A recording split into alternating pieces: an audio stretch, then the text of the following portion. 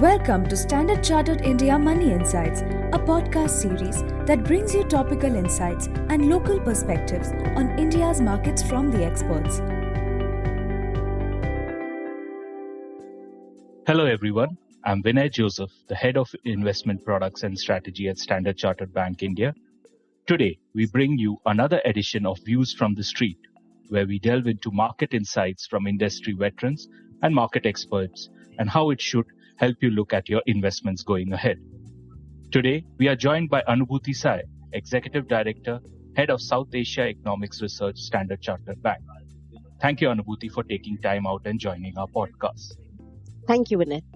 Let's start with the most pressing question on investors' minds since we just had the budget. What are your key takeaways from the union budget and what is its likely impact on the economy? I think if we look at the India's FY24 budget, it maintains three themes.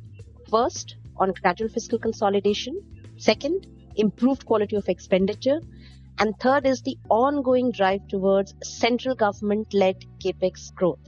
This is evident from various statistics. The fiscal deficit for FY24 has been set at 5.9% of GDP from 6.4% in FY24. The quality of expenditure continues to improve. Even though central government spending and fiscal deficit are higher as a percentage of GDP by 150 to 200 basis points vis-a-vis the pre-pandemic average, expenditure increase is mostly composed of capex. And it is because of this capex push by the central government that the combined capex, which is combined capex at the center, states and public sector enterprises level, that it has stayed supported in recent years despite challenges posed by the pandemic and the war. While public sector capex has been slowing down over past few years, this has been fully or more than offset by increased central government capex. Our sense is that probably combined capex slowed to 6.2% of GDP in FY23, but it rose to 7% of GDP on an average for FY18 to FY22, which is almost 100 basis points higher than the previous 5 years average. And our sense is that capex in FY24 is again likely to revert towards 7% of GDP mark. If I look at the rates market, the good news was from the cross borrowing, which has been pegged at 15.4 trillion for FY24. And since it was at the lower end of the market expectation, it has further added to the positive sentiment. Thank you, Anubhuti. Moving to rates, how do you see policy rates both globally and in India? And are we close to the peak for this cycle? In our view, we are close to the peak rates both globally and India. In fact, a few central banks, like the Bank of Canada, have already indicated a pause after hiking recently.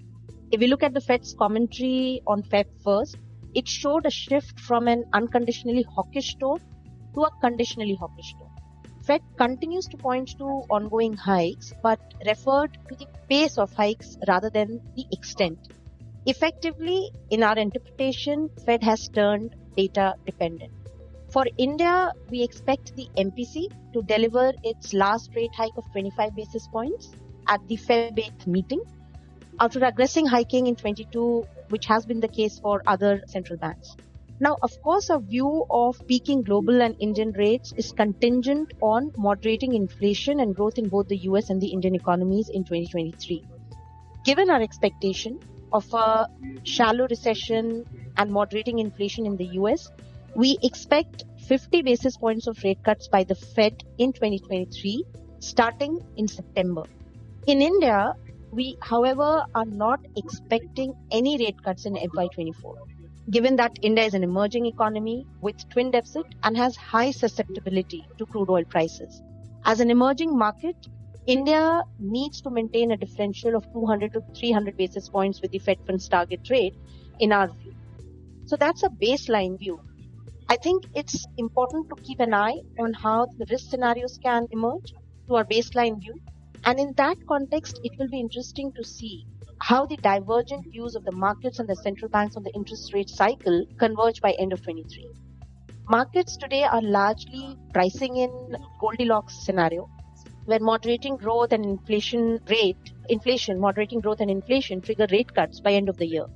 On the other hand, Central banks, and that includes the Fed as well as the RBI, have been reiterating that rates are likely to stay higher for longer.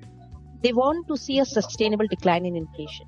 Given unexpected events over the past few years, it will be interesting to see or to keep an eye on whether growth holds up better than expected and the market reaction if central banks do not deliver rate cuts as quickly as the markets anticipate currently. Thank you, Anubhuti, for that answer. Moving to the third question which we have is on India's macro fundamentals. This has been quite strong compared to peers. Do you see this continuing in this year and this fiscal year of 2024?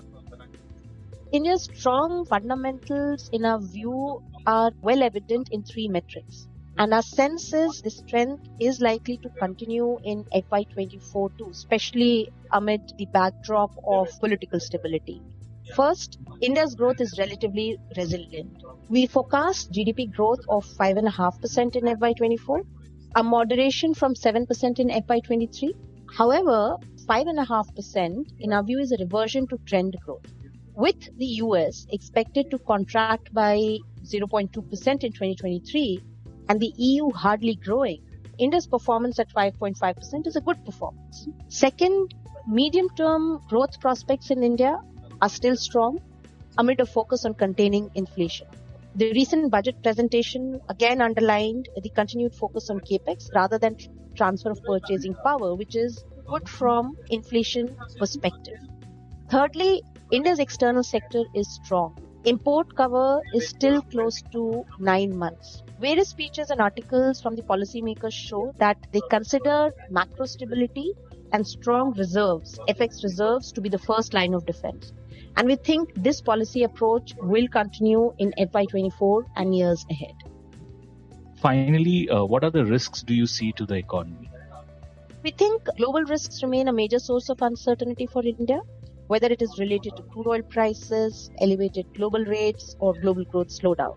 Financing requirement for the current account deficit remains sizable, and any shock could pose challenges for India's external sector. We estimate that India's current account deficit will improve to 2.6% of GDP in FY24 from 3% in FY23. However, the absolute deficit financing requirement will still be large at $100 billion. I mean, of course, this is assuming a crude oil price average of $90 for next financial year. Now, FDI flows can only fund 40 to 45% of this current account deficit financing requirement. If the Fed keeps rates higher for longer than expected, this could have ramifications for external sector management in emerging markets, including India, as portfolio investment and other flows may turn more cautious. The other risk is if domestically, private sector investment recovery does not happen, say due to lack of demand visibility. If that turns out to be the case, then it can dampen medium-term growth prospects or delay the recovery process. Thank you, Anubhuti, for joining our podcast and sharing your views and outlook for the economy in the coming year. I'm sure our clients will gain valuable insights through this conversation. Thank you for listening to Standard Chartered India Money Insights. Stay tuned for the latest updates and market trends by subscribing to our podcast. For more information, reach out to your Standard Chartered Relationship Manager or visit www.se.com/in.